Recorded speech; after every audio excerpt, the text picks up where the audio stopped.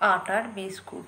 মাত্র এক বাটি আটা হলেই এই বিস্কুটগুলো আপনারা খুব সহজে বাড়িতে বানিয়ে ফেলতে পারেন। তো দেখুন কতটা সুন্দর হয়েছে বিস্কুটগুলো।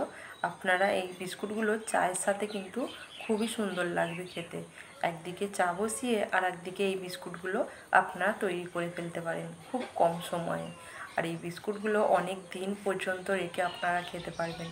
দেখুন কতটা সুন্দর হয়েছে, দেখতে যতটা সুন্দর হয়েছে খেতেও কিন্তু অসম্ভব সুন্দর। আপনাদেরকে আমি একটা দেখুন ভেঙে দেখাচ্ছি কতটা সুন্দর হয়েছে। এইভাবে একবার তৈরি করে দেখুন। সম্পূর্ণ ভিডিওটা দেখতে থাকুন, আশা করছি আপনাদের খুবই ভালো লাগবে। প্রথমে দেখুন এখানে আমি 100 গ্রাম মতো চিনি নিয়ে নিলাম। চিনিটাকে আমি প্রথমে একটু ভিজিয়ে রাখবো। দেখুন অল্প করে আমি জল দিয়ে দেব, দিয়ে চিনিটাকে ভিজিয়ে রাখবো। ব্যাস, আর জল দেব না। এই চিনিটাকে আমি আলাদা এক সাইডে রেখে দেব। বিস্কুটটা তৈরি করার জন্য এখানে দেখুন আমি একটা পাত্র নিয়ে নিলাম। এবার এই পাত্রে আমি দেখুন এখানে এক বাটি আটা নিলাম। তো আমি বিস্কুটটা আটা দিয়ে তৈরি করব, তো আপনারা চাইলে ময়দা দিয়েও তৈরি করতে পারেন। এখানে আমি এক বাটি আটা দিয়ে দেব, হাফ বাটি এতে সুজি দিয়ে দিলাম, কিছুটা সাদা তিল দিয়ে দিলাম। সাদা তিলটা দিলে খেতে খুব সুন্দর হয়। আর পরিমাণ মতো লবণ দিয়ে দিলাম। সব উপকরণগুলো ভালো করে মিশিয়ে নেব। এইবারে দেখুন আমি কিছুটা ঘি দিয়ে দিলাম।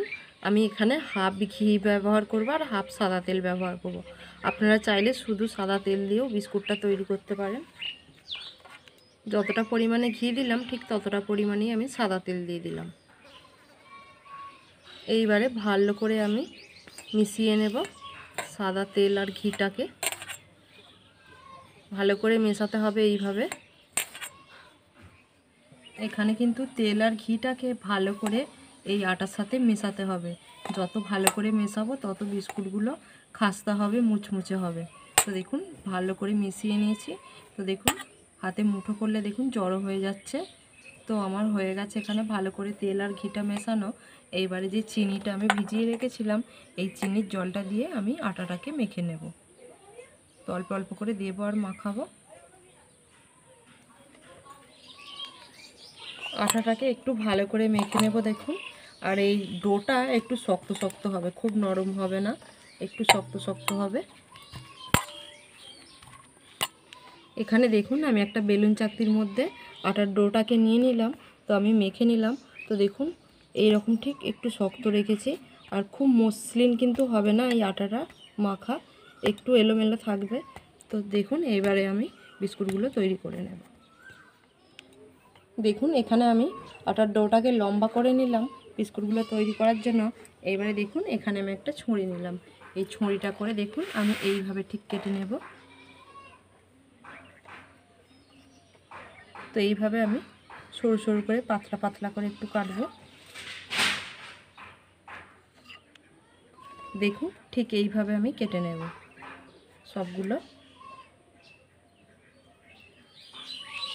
দেখুন এখানে আমি পিস পিস করে কেটে নিলাম। আর ঠিক এরকম একটু বিস্কুটের শেপ দিয়ে নেব।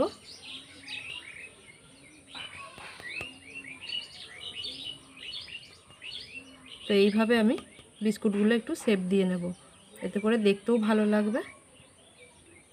তো দেখুন এইভাবে আমি তৈরি করে নেব।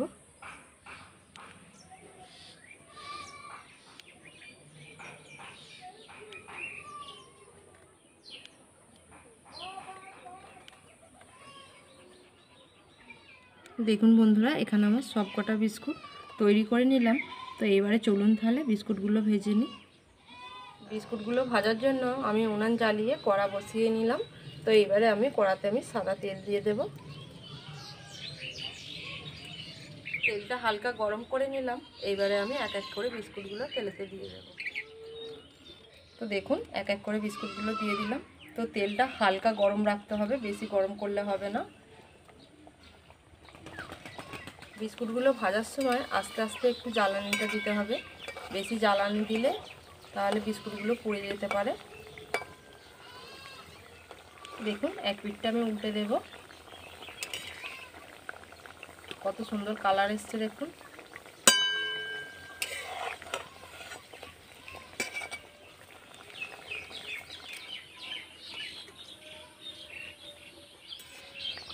দেখুন বন্ধুরা, বিস্কুটগুলো আমার ভাজা হয়ে গেছে আর কতটা সুন্দর কালার এসছে দেখুন বিস্কুটগুলো। তো এইবারে আমি তেল ঝরিয়ে বিস্কুটগুলোকে তুলে নেব।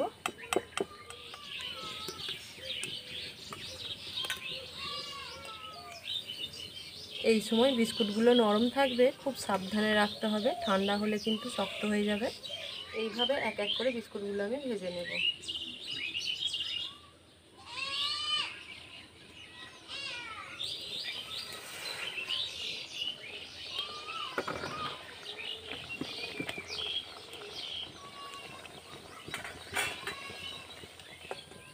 দেখুন এই বিস্কুটগুলোও ভাজা হয়ে গেছে, এইবার আমি তুলে নেব।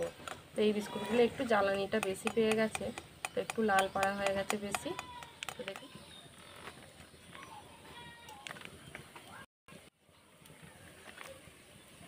এখানে আমার সবকটা বিস্কুট ভাজা হয়ে গেছে। তো বিস্কুটগুলো এখন একটু নরম আছে, তো ঠান্ডা হলে শক্ত হয়ে যাবে। তো দেখুন কতটা সুন্দর হয়েছে বিস্কুটগুলো, দেখতে কিন্তু খুবই সুন্দর হয়েছে বিস্কুটগুলো দেখুন, আর খেতে কিন্তু অসাধারণ। দেখুন বন্ধুরা, ছোট্ট একটা ট্রেতে আমি সাজিয়ে নিলাম, তো কতটা সুন্দর হয়েছে দেখুন বিস্কুটগুলো। তো আপনারাও এইভাবে খুব সহজে এই বিস্কুটগুলো বানিয়ে দেখতে পারেন, আর খেতে কিন্তু অসাধারণ। আপনারা কিন্তু একদিকে চা বসিয়ে এই বিস্কুটগুলো খুব সহজেই কিন্তু তৈরি করে ফেলতে পারেন। তো চা হতে হতে এই বিস্কুটগুলো কিন্তু তৈরি হয়ে যাবে। তো চায়ের সাথে কিন্তু খুবই সুন্দর এই বিস্কুটগুলো। আপনারা এইভাবে একবার বাড়িতে তৈরি করে দেখবেন, খেতে কিন্তু অসাধারণ, আর দেখতে কতটা সুন্দর হয়েছে দেখুন।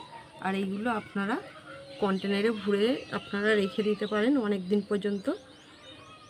বন্ধুরা, বিস্কুটগুলো কিন্তু ঠান্ডা হয়ে গেছে, আর কতটা মুচমুচে হয়েছে দেখুন, আওয়াজ শুনেই বুঝতে পারছেন।